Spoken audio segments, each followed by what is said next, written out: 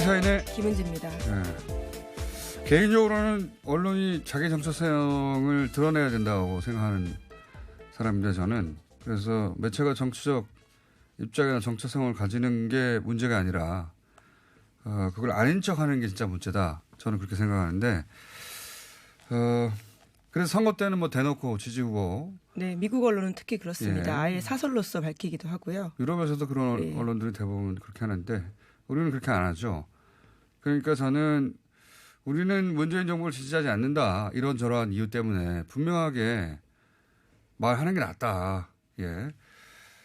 괜히 뭐 축제, 스키장 걱정하는 척 하지 말고, 예. 괜히 중립적인 척 하지 말고, 이런 속내를 숨기고 중립적인 척 하는 게 저는 더 나쁘다고 봅니다. 예. 올해도 사실은 이런 의도를 숨기거나 속셈을 숨긴 기사 굉장히 이어질 거라고 보는데, 뭐 가을 축제가 망했다, 경제가 불황이다 이런 뉴스는 그렇게 끝내지만 그 다음이 사실은 생략돼 있죠. 괄호 열고 이게 다 경제 불황을 만든 현 정부 책임이다. 이 말을 가로 열고 하고 싶은 거고 조선일보의 스키장 망했다는 이제 소득 양극화 조금 더 고급스러워요. 소득 양극화로 연결했는데 그 다음이 있는 거죠. 괄호 열고 소득 양극화를 더 심화시킨 현 정부 책임이다. 뭐 이런.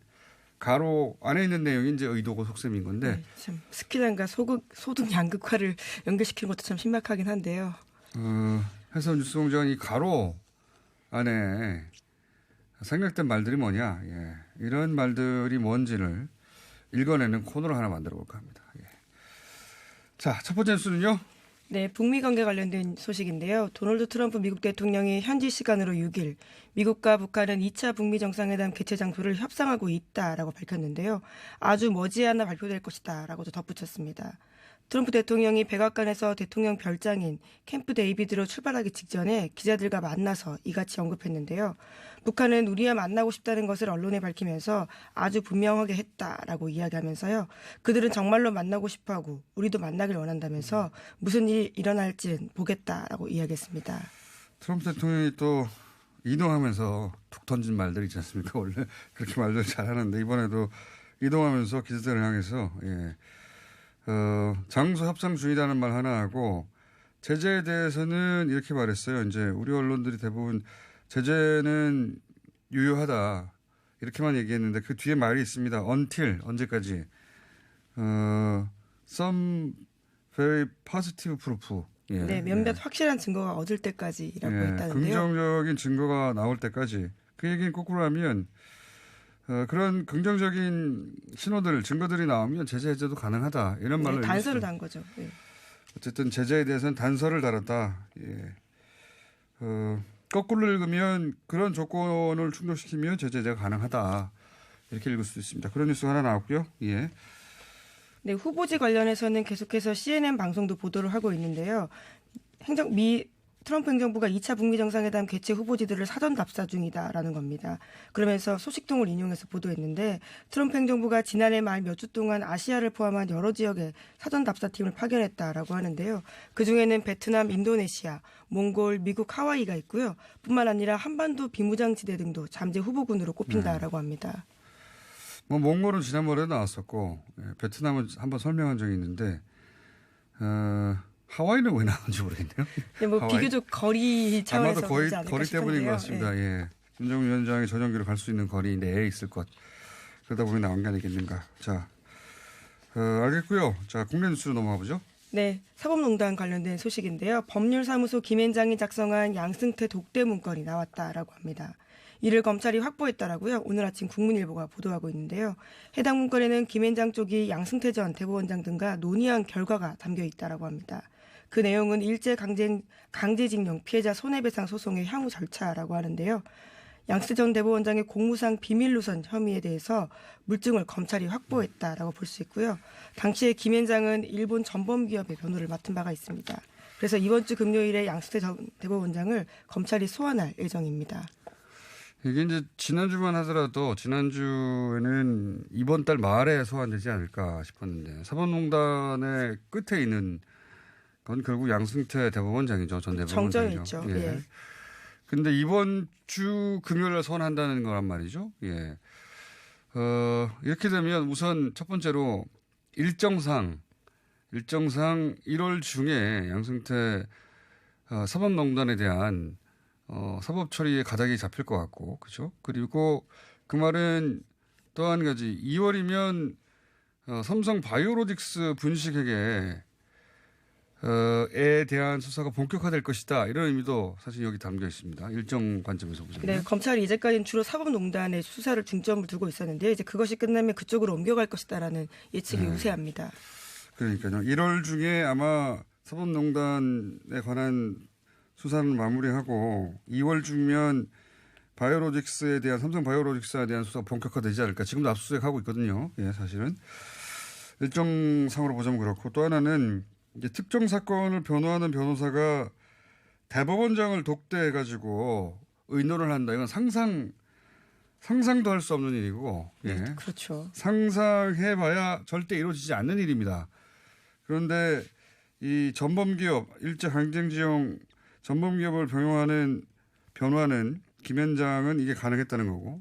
네, 이제까지는 진술로만 나와 있었는데요. 문건을 확보해서 수사 속도가 빨라졌다라고 합니다. 이거를 전원합의체 해보기로 했다. 이런 결정은 대법원장이 하는 거란 말이죠. 예. 이게 이 사실 자체로 이렇게 특정 사건을 변호하는 변호사와 대법원장이 만나서 사건 내용에 대해서 절차 진행에 대해서도 이야기했다는 그 자체로 굉장히 경청동잘 충격적인 있을 수 없는 사건입니다. 일이죠. 예. 게다가 이제 또 더 나아가 보자면 그 대상이 하필 전범기업이에요. 예. 최근에 이제 아베 수상이 총리가 계속해서 한국 대리기를 하고 있지 않습니까? 예, 반환 여론을 자극하고 있습니다. 이게 아마 이제 아베 총리는 올해 본인이 그렇게 바람하지 않던 그 선거의 해에 올해 선거의 해거든요. 일본에서는. 선거가 2개나 있다라고 하는데요. 지방선거와 참의원 선거가 있다라고 합니다. 이걸 다 이기고 헌법 개정을 하겠다는 게 본인의 올해 계획이거든요. 근데 그동안은 이제 북한을 악당으로 해서 이 군사 대국화 헌법 개정을 여론 지렛대로 삼았는데 이제 미국과 북한의 관계 때문에 그런 걸 못하게 되니까 남한을 악당으로 만들어서 그 지렛대로 삼으려고 하는 노력을 굉장히 많이 하고 있어요. 초계기 사건도 그렇고. 근데 이 강제징용 판결도 끌고 들어오거든요. 네, 어제 NHK 토론 프로그램에서도 이것을 언급했다라고 하는데요. 압류 움직임은 매우 유감이라면서 일본 정부도 심각하게 받아들이고 있다라고 발표했다고 합니다. 그게 이게 사실 굉장히 부끄러운 겁니다.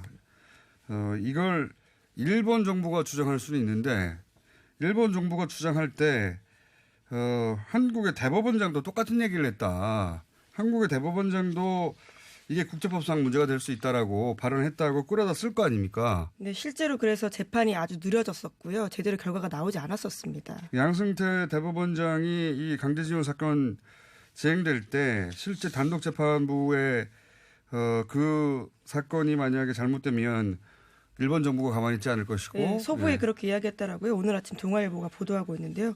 소부를 담당하고 있는 주심 대법관에게도 그런 식의 이야기를 했다라고 합니다. 강제징용에 대해서 그렇게 판결하면 국제법상으로 문제가 될 것이다. 이런 이야기를 아베 총리가 할 얘기거든요. 이거를 실제로 아베 총리가 했고요. 예, 우리 대법원장이 했다는 겁니다. 그 전에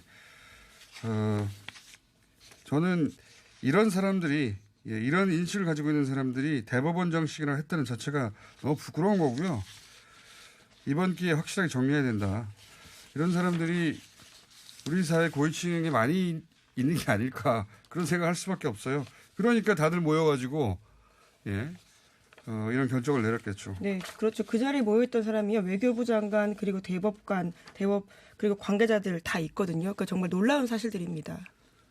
거기에 김현장까지. 예, 그렇죠. 우리 사회에 가장 높은 지위에 있는 사람들이 다들 모여서 이런 말들을 하고 있었던 겁니다. 이런 사람들이 그 자리에 간 자체가 부끄러운 거고. 자, 쭉 연결해서 얘기를 했고요. 다음은 시간이 거의 오늘은 게스트가 많아가지고요. 예, 그럼 마지막 소식 하나만 전해드리고 올라가겠습니다. 예. 이 유시민 작가가요, 오늘 아. 오전 팟캐스트 방송 고칠레오를 공개할 예정이라고 합니다. 고칠레오. 여기서 정계복귀설 등에 대해서 입장을 밝힐 예정이라고 하는데요. 지난 4일에 공개됐던 알릴레오라고 하는 방송의 연속인데, 이 알릴레오 방송은 공개된 지 벌써 며칠이 안 됐는데요. 조회수가 196만 회라고 합니다. 대단한 인기예요. 예. 알릴레오하고 고칠레오, 갈릴레오에서 온 거겠죠. 네, 그런 것 같습니다. 제목은 유치하다 봅니다. 많은데. 유시민 씨의 등장, 여러 가지로 읽을 수 있습니다. 미디어적 관점에서 보자면 시사 소비자들이 그만큼 갈증이 있었다는 거죠. 그러니까 기성 미디어가 기계적 중립을 표방하면서 포털에서 노출 경쟁한다든가 또는 뭐 소위 경마 저널리즘이라고 하죠. 특히 보수 경제지들이 작년 내내 경제 폭망 프레임으로 저주에 가까운 보도를 계속할 때 새해에는 그에 대한 반격이 이루어지길 바라는 시사 소비자들이 많았다는 걸 보여줍니다. 그런 갈증이 이제 유시민이라고 하는 상징적 인물의 등장에 환호하는 거고요. 정치적 관점에서 보자면 저는 이렇게 읽을 수 있다고 봅니다. 안희정 작년 초 안희정 지사로부터 시작돼서 작년 내내 이어진 여권의 대선 후보군들의 순환이 있지 않습니까? 그걸 지켜보면서 이제 지지층이 불안감을 느끼다가 대선 후보로서 단순히 이제 지식인 혹은 뭐 비평가로서가 아니라 대선 후보로서의 잠재적 가치를 지닌 또 유시민의 등장에 환호하는 거죠. 예. 물론 본인은 계속해서 불출마 의지를 강력하게 이야기하고 있습니다. 실제 본인은 그럴 생각이 없는 걸로 저도 알고는 있는데 어쨌든 원래 대중 욕망이 이런 결핍에서 시작되는 거예요. 이 갈증, 결핍. 이 유시민